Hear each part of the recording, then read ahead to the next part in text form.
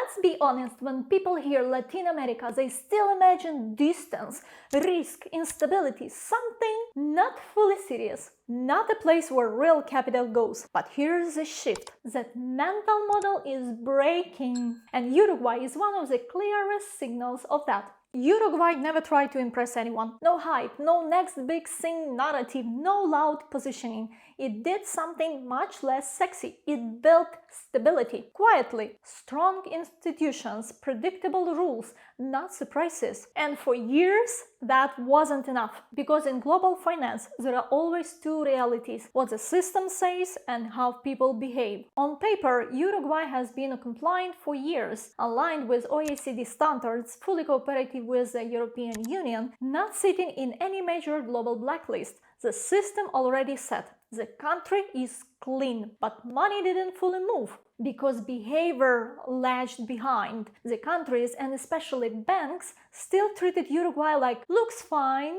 but let's double check everything. And that double check everything is where friction lies. More paperwork, more compliance questions, more delays. Nothing illegal, just expensive in time and energy. And this is the part nobody talks about. Finance doesn't break at the law level. I will repeat, finance doesn't break at the law level. It breaks at the banking level. For years, anything linked to Uruguay treated enhanced due diligence, extra explanations, longer onboarding. Basically, tell me your whole life story before we approve this. Now that's changing. Less friction, cleaner onboarding, fewer red flags. And that's where the shift becomes real. A turning point now comes to Portugal. Portugal removed Uruguay from its national blacklist. Sounds small. It's not, because Portugal is not just any country. It's a major entry point for relocation, holding structures, international founders. And when Portugal changes behavior, others tend to follow. What it actually means? Let's translate this into reality. This means easier capital flows, better banking relationships, fewer compliance barriers, simpler cross-border structures.